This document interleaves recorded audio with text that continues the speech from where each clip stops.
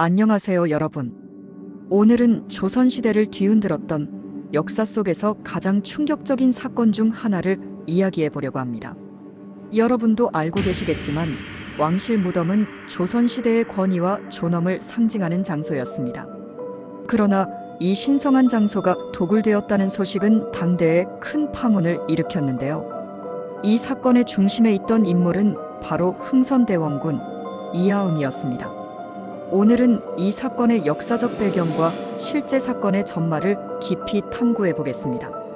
먼저 사건의 배경을 이해하기 위해 조선 후기의 시대적 상황을 들여다보겠습니다. 조선 후기, 특히 19세기 중반은 국가적으로 혼란과 위기의 시기였습니다. 임진왜란과 병자호란 이후 피폐해진 경제와 사회 구조는 오랜 시간이 지나도 회복되지 않았습니다. 외교적으로는 서양 세력의 압박과 개항 요구가 들어오고, 국내적으로는 양반 중심의 권력 구조가 백성들의 삶을 더욱 힘들게 했습니다.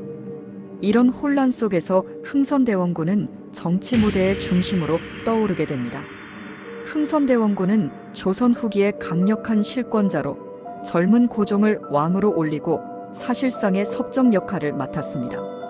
그는 조선의 기틀을 바로잡고자 여러 가지 개혁 정책을 시행했는데 그중 하나가 바로 경복궁 중건이었습니다. 경복궁은 조선 왕조의 중심 건물로 임진왜란 때 소실된 이후 방치되어 있었는데요. 대원군은 이를 다시 세우는 것이 조선의 국격을 회복하는 길이라 믿었습니다. 하지만 문제는 자금이었습니다. 중건 작업에 필요한 막대한 자금을 마련하기 위해 그는 전통적 관습을 깨는 급진적인 결정을 내립니다.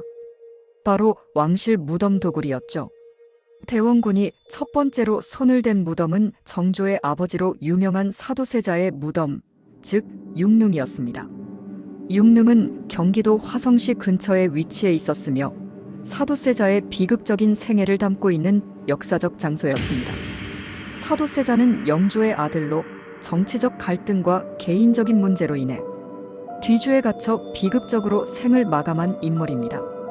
그의 무덤은 왕실 내에서도 중요한 유적지로 여겨졌습니다. 흥선대원군은 융릉을 열고 그곳의 유물들을 꺼냈습니다. 이 유물들은 단순한 장식품이 아니라 조선의 공예기술과 문화적 정수를 담고 있는 귀중한 보물들이었습니다. 대원군은 이러한 왕실 유물들을 판매해 자금을 확보했는데요. 그 자금은 경복궁 중건 작업을 추진하는 데 사용되었습니다. 당시 왕실 내부에서는 대원군의 행동에 대해 강한 반발이 있었지만 민중들 사이에서는 그를 옹호하는 목소리도 있었습니다. 그는 조선을 외세의 압박으로부터 지키고 왕실의 권위를 쇄신하려는 의도가 있었기 때문이죠. 하지만 이런 과감한 행동은 결국 대원군의 정치적 생애에 큰 영향을 미쳤습니다. 그는 개혁을 위해 관습을 깨는 결정을 내렸지만 그로 인해 왕실 내부와 기득권층의 반발을 사게 되었고 결국 그의 권력은 약화되기 시작했습니다. 이 사건은 조선 후기의 정치적, 문화적 갈등을 잘 보여주는 사례입니다.